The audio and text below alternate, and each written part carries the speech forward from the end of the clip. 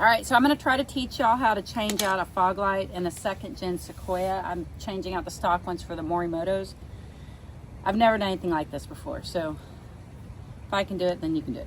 I've already taken this out. If you look at it, it's pretty straightforward actually. So when it was placed in there, I just used my panel remover.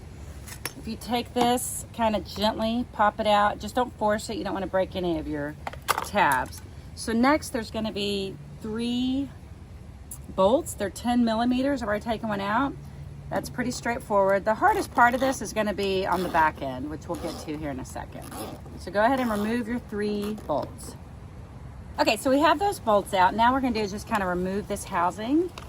And when you get in here, look and see. So you've got to take this out of here. And again, there's going to be a couple of tabs that you're going to work on, which you'll want for this. And there's also, I'm sorry, there's a 3rd part. So you want to remove this screw. You don't need to take the screw out of the housing. What you want to do is just back it out a little bit so it releases the bulb. And then we'll take this out. So we'll start just by going ahead and releasing this from the bulb.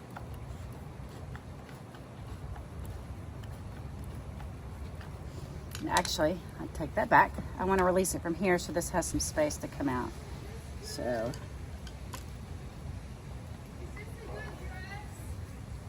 okay, so with here, you just take a little flathead, you can kind of pop it.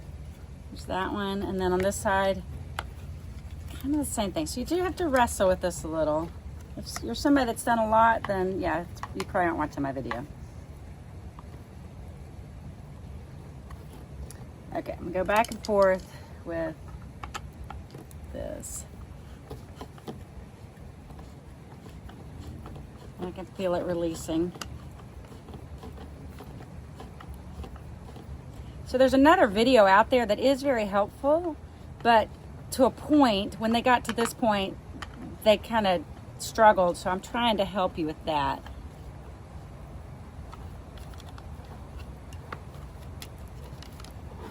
Okay.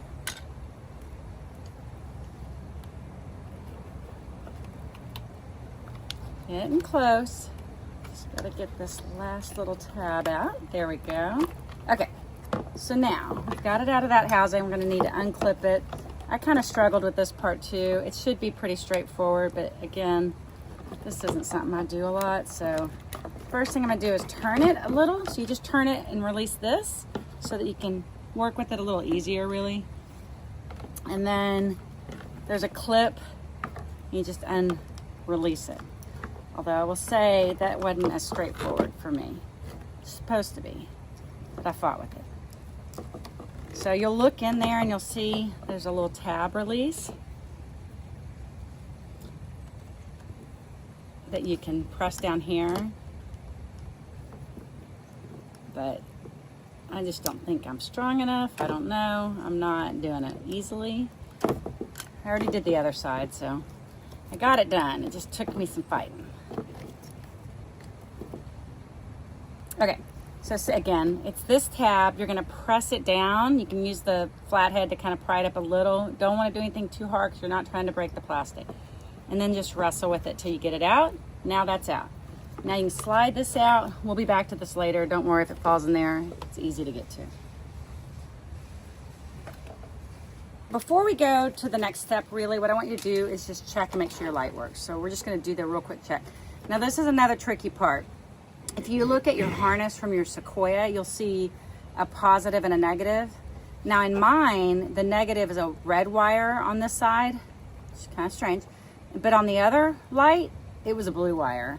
So you might have to play with this to really see how this is supposed to line up. I've already done it, so I can tell you, if you look at your Morimoto, your red over here, you're gonna plug it into the negative side. And I'll show you. So do that, and once you get it in there, your light comes on. So again, depending on what colors your wires are, just kind of know that red is going to go into the negative of your Toyota harness. If you do it the other way, it's not going to work. So you might have to try both ways. It's a little easier to do it now, just to make sure that you know which way it's going to go. So this is where I ran into all kinds of trouble, and the other video I found online kind of struggled with this too. So I'm hoping to help you.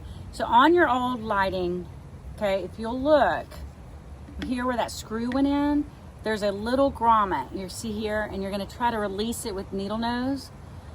Mine is black. I know on some of the models it's white, but either way, you're just going to get in there, kind of watch it when it goes, so because it might fly away on you. The last one flew about 15 feet into the pool, so that was a fun adventure, which is why I'm making this video.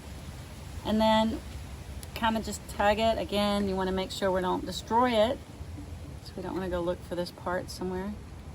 And it's a key part of stabilizing the fog light in the new housing. So holding that and coming right back to your new Morimoto, you'll look, you have that same hole.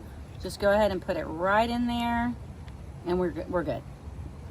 Okay, that little trick right there is something that is easily overlooked, but it won't be stable if you don't do that, because this is what the screw is going to go back into.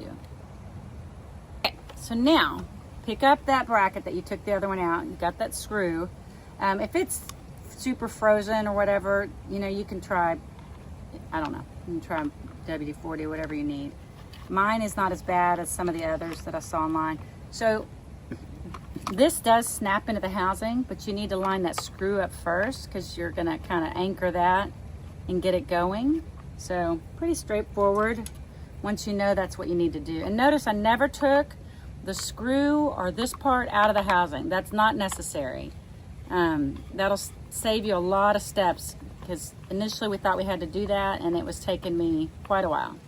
So all you're doing, you're kind of getting that screw started, so you can start backing this new light into the housing. Okay, and then keeping it lined up, it's pretty easy. You'll see there's tabs. There's that one, it's already lined up, and then this one, and then I'll keep screwing it and snap them in as we go. You see right there. There we go. And then same thing, this one's already snapped in, so we're good to go on that. I'm sure there's people out there that know more than me that probably thinking I'm making it harder than it needs to be, but that's okay. I'm doing it. Right? Okay, so now I'm gonna come back over here, and we decided, yep, there we go. So my light's working, good.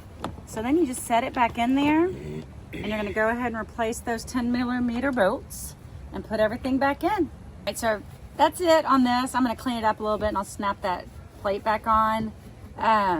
One thing I did wanna bring up that I didn't show you in this video, I didn't show you how to assemble the Morimoto housing.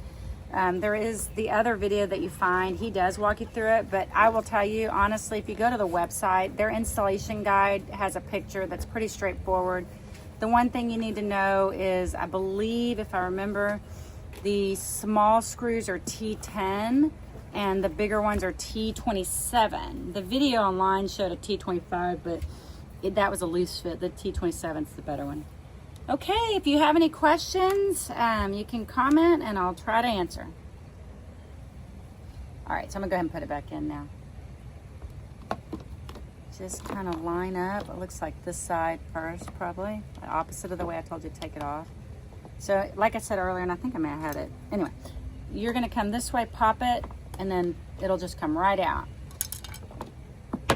And look there, right back in, easy peasy. All right, happy driving.